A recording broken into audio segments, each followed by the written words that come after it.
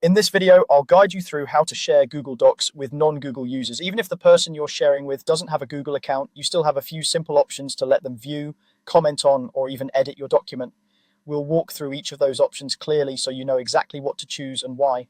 First, open the Google Doc you want to share. Once your document is open, go to the top right corner of the screen and look for the Share button. It's usually highlighted and easy to spot. Click that button to open the sharing settings. This is where you'll control who can access your document and what they're allowed to do. When the sharing window appears, you'll see a box where you can type in email addresses. You can enter the email of the person you want to share the document with, even if it's not a Gmail address. For some organizations or non-Google accounts, Google may ask whether you want to share it with people outside your domain or outside Google.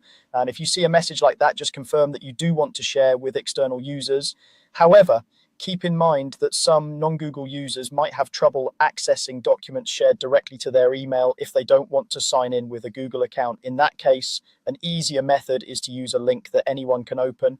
To do this, look for an option that says something like anyone with the link. If it's not turned on yet, you'll usually need to click change or a similar link to switch it from restricted to anyone with the link.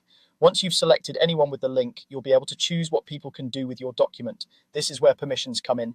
Google Docs usually gives you three main choices: viewer, commenter, or editor. If you set it to viewer, people can open and read the document, but they can't change anything.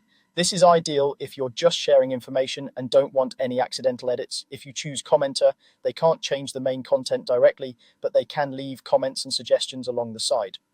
This is useful when you want feedback without giving full editing control. If you pick editor, anyone with the link will be able to change the document itself. Only use this if you fully trust the people you're sharing with, because they'll have the same editing power you do. After selecting the permission level that fits your needs, you can either copy the link and send it through email, chat, or any other method you prefer, or if you entered an email address at the top, you can click send. When you send it directly, the person will get an email with a button or link to open the document. If you're using the anyone with the link option, remember that anyone who gets that link can access the document with the permissions you set, so share it carefully. To summarize, click share in Google Docs, either enter their email or switch to anyone with the link, then set the right permission level and send or share the link.